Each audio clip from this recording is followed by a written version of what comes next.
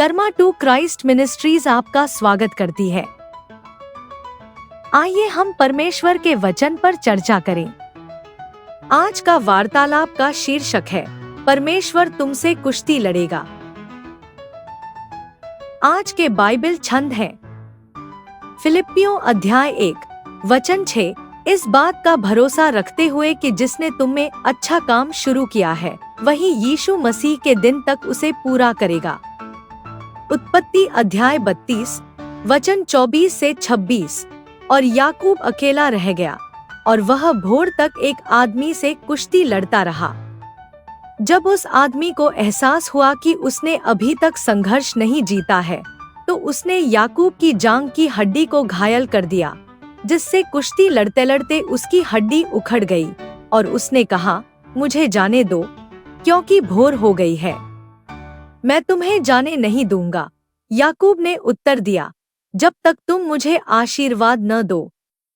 2 तीमुथियुस अध्याय 2 वचन 13। यदि हम विश्वासघाती हैं, तो वह विश्वास योग्य बना रहता है, वह अपने आप से इनकार नहीं कर सकता। आप परमेश्वर पर भरोसा करना छोड़ सकते हैं, लेकिन वह कभी भी आप पर भरोसा नहीं छोड़ेगा।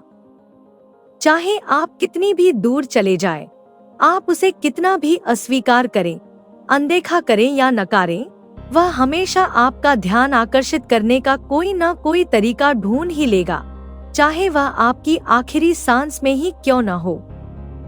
परमेश्वर ऐसा इसलिए करता है क्योंकि वह हमसे प्यार करता है और नहीं चाहता कि हम अनंत काल या इस जीवन का कोई और हिस्सा उससे अलग होकर बिताएं। भले ही आपने एक दिन यीशु का अनुसरण करने की प्रतिबद्धता जताई हो और अपना वादा निभाने में विफल रहे हों, परमेश्वर पश्चाताप करने पर आपको सभी चीजों के लिए क्षमा करने का अपना वादा नहीं भूलेगा। आपको पश्चाताप की ओर ले जाने के लिए वह किसी भी हद तक जा सकता है और आपको सभी प्रकार के परीक्षणों और चुनौतियों का सामना करवा सकता है, भले ही आप शारीरिक रूप से पीड़ित हों, जब तक कि आपकी आत्मा बच जाती है। वह आपको यह दिखाने के लिए आपसे लड़ भी सकता है कि आपके लिए केवल उसका मार्ग ही सर्वोत्तम है। यदि उसने आपको प्रतिभाएं दी हैं, कोई बुलावा दिया है या आपको आध्यात्मिक उपहारों से अभिषिक्त किया है, तो वह आपको उन्हें अपने बिस्तर के नीचे छिपाकर सोने की अनुमति नहीं देगा, क्योंकि अभी बहुत कुछ करना बाकी है और उसने आपकी आत्मा को बहुत अधिक कीमत देकर खरीदा है। आप ईश्वर के खिलाफ लड़ाई नहीं जीत सकते, इसलिए यदि आप अभी भी लड़ना और जीतना चाहते हैं, तो सुनिश्चित करें कि यह ईश्वर की ओर से हो, ईश्वर के उद्देश्य के साथ हो और आपके जीवन पर ईश्वर का आशीर्वाद हो। हम उत्पत्ति में पढ़ते हैं कि कैसे याकूब ने आशीर्वाद पाने के लिए ईश्वर से लड़ाई लड़ी और ईश्वर ने उसे याद दिलाने के लिए उसके कूल्हे पर वार किया कि याकूब किसके खिलाफ लड़ रहा था।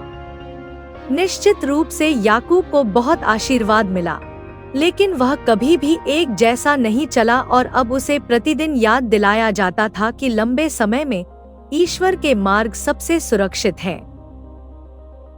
बॉब गैस ने यह कहा, ईश्वर आपको उन सभी छोटी छोटी बातों के साथ आगे नहीं बढ़ने देगा जिन्हें वह पहले अनदेखा करता था।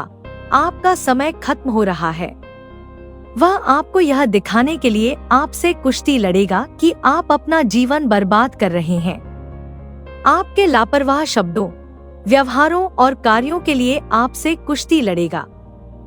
आपकी कृतघ्नता के लिए आपसे कुश्ती लड़ेगा, ताकि आपको यह पता चले कि आप वास्तव में कितने धन्य हैं। वह आपकी अस्थिरता और प्रतिबद्धता बनाने की आपकी अनिच्छा के लिए आपसे कुश्ती लड़ेगा। आपने 14 नौकरियां की हैं। आपने 25 अलग अलग कलीसियों में भाग लिया है। आप उसे कब स्थायी रूप से अपने ऊपर हावी होने देंगे और तब तक रहने देंगे जब तक आप फल नहीं दे सकते?